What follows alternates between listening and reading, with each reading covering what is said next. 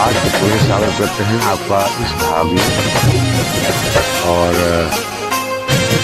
आज का जो टॉपिक है वो है प्रकृति और मनुष्य का संबंध, relation between nature and human. तो कुछ बातें समझ लेंगे और मनुष्य के बीच मतलब होता है पहले से प्रकृति में बना हुआ, जो पहले से बना हुआ है, दैट इज कॉल्ड सांवरे को दिल में बसा कर वही बात आ गई। प्रकृति का अर्थ ये नहीं है कि जो आप देख रहे थे संसार, यही प्रकृति का अर्थ है। इसका अर्थ बहुत बृहद है।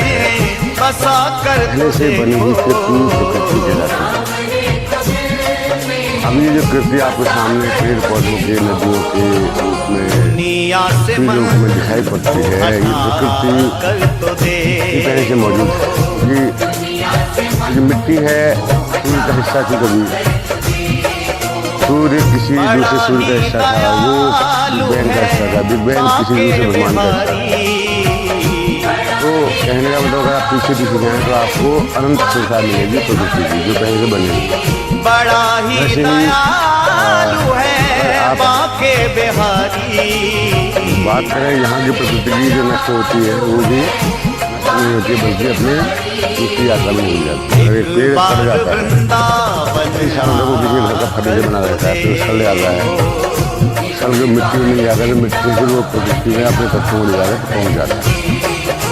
कोई भी चीज है ऐसी नहीं है जो नष्ट होती है, कोई भी चीज ऐसी नहीं है लुटाते हैं कृपा के भंडार। लेकिन इसकी अज्ञान को मनुष्य देख नहीं पाता है, इसकी अज्ञानतावश मनुष्य इस बात को देख नहीं पाता है कि ये नष्ट नहीं हो रहा है। आपके शरीर का एक एक कोशिका एक एक अणु होने के बाद भी मौजूद रहेगा किसी अन्य रूप में। आपकी चेतना ही मौजूद है किसी अन्य रूप में, सदा लुटाते हैं कृपा के भंडार। लेकिन मैं ये जो गहरा अर्थ हो गया, मैं थोड़ा सा नीचे आता हूँ। के बिहारी भक्तों के दिलदार, नीचे आने का मतलब ये है कृपा के भंडार।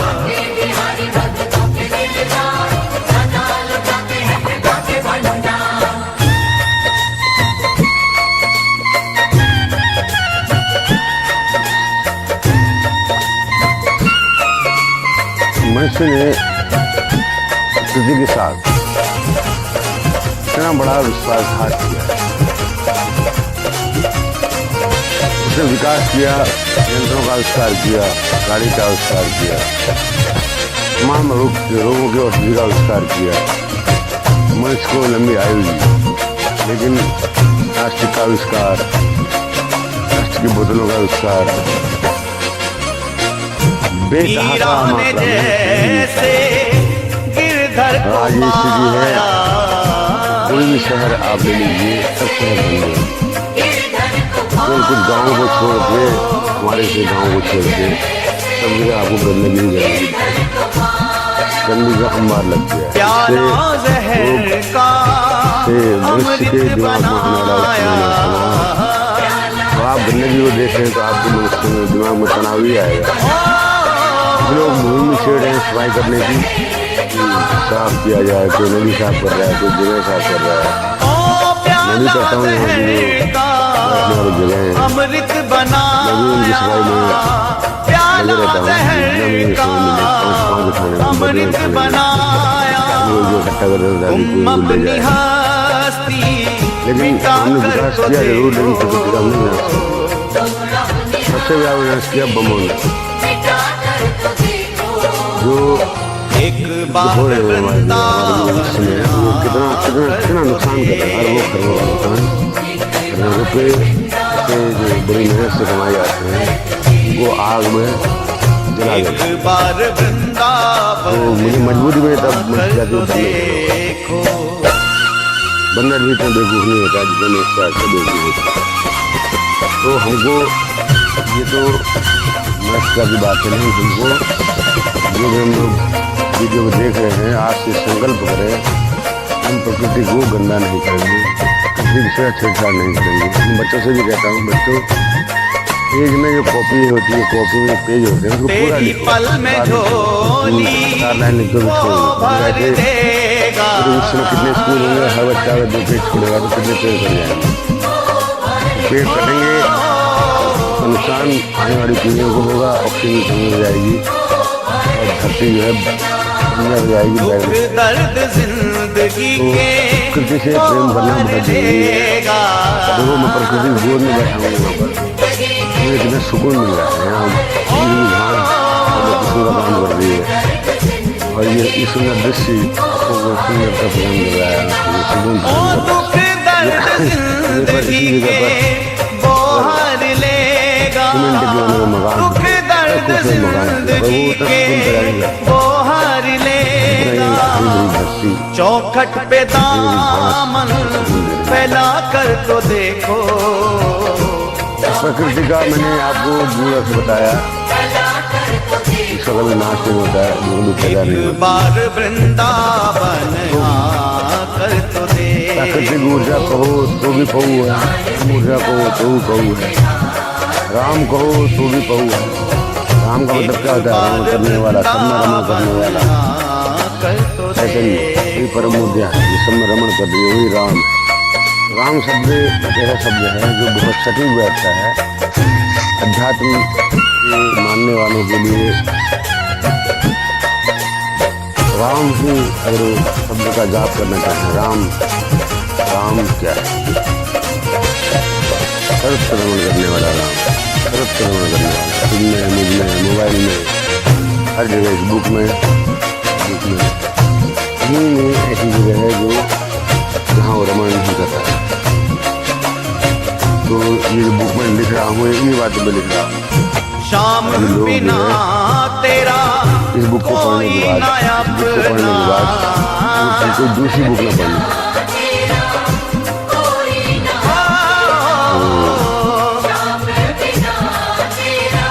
प्रकृति से संबंध जोड़िए, अपनी प्रकृति को भी समझिए, प्रकृति अपनी को भी समझिए। आप कई जन्मों से आप अपने संस्कार को लेते हुए आ रहे हैं और यहाँ तक पहुँचे हैं। अभी आप की धूल के कण थे, अभी आप बैंक का एक धूल का बादल तब भी थे और अब आज दुनिया है सब रूप में आप मौजूद हैं, लेकिन आप उस तत्व को जब तक नहीं नजरों से जो आप हटा कर तो देखो। मन है आपका ना, मन तो आपके साथ यात्रा करेगा, कहाँ तक यात्रा करेगा? मन वहीं तक यात्रा करेगा एक बार शरीर ढंग नहीं छूटा। और जब आप शरीर हो जाएंगे तो मन भी आपको चला जाएगा, तो आप शांत के लिए अच्छा है। आप इस चेतना को तो सुनाएंगे, परम आकाश है आपके मौजूद, चैतन्य आकाश है। इससे तो कोई मुलाकात आपने की कभी भी नहीं की। तो जब आप मुलाकात करो, जब आप गहरे ध्यान की अवस्था हो जाओगे तो आपको महसूस होगा कि मेरा परम चैतन्य आकाश है और कहाँ है। यहाँ तो आपके यहाँ को टाइम नहीं है। मैं कह रहा हूँ वीडियो देखने का टाइम नहीं है। हमारा वीडियो आधे घंटे पौने घंटे का होता है, शायद ही कोई व्यक्ति को 5-4 मिनट देखता है। मन कहाँ लगता है? ज्ञान की बात है, दस्ती है आदमी।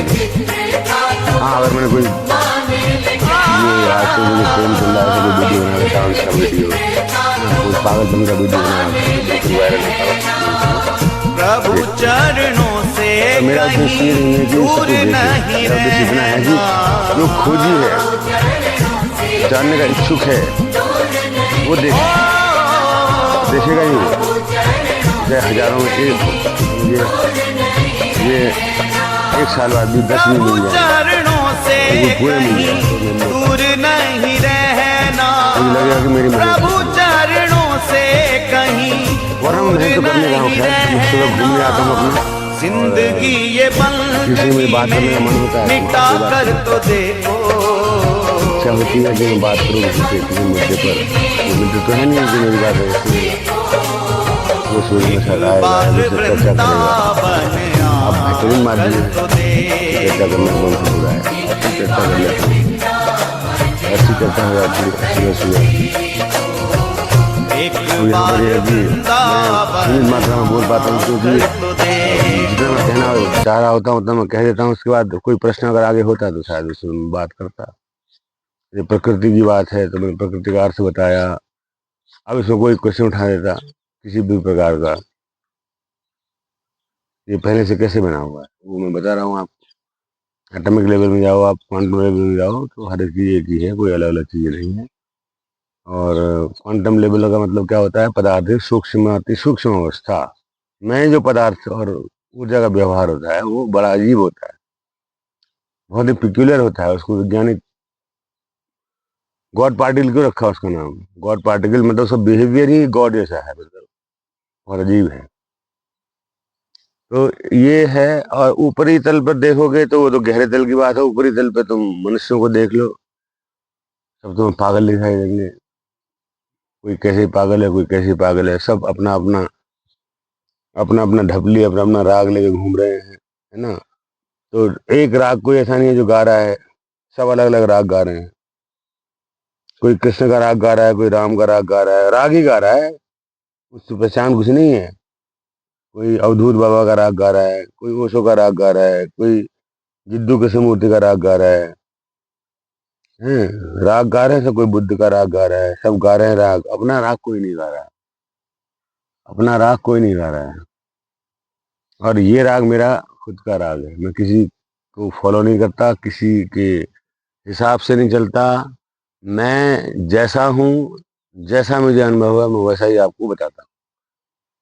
क्योंकि जब 21 साल में मेरा पुनर्जन्म हुआ था तो तब से मैं राग गा ही रहा हूँ। तब रिकॉर्डिंग का साधन था नहीं, और लिखने का साधन था। मेरी कुछ डायरियाँ ऐसी भी हैं जो खो गई हैं किन्हीं कारणों से, उनमें लिखा था, मैंने बहुत सारी बातें लिखी थी, खो गई हैं। बहरहाल मेरे दिमाग में है वो, इसलिए मैं दोबारा वो लिख रहा हूँ। तो राग अपना ही है, राग अपना है। जब ध्यान की गहरी अवस्था में हमने देखा, जो महसूस किया, जो समझा, जो जाना, वही आपसे कहते हैं,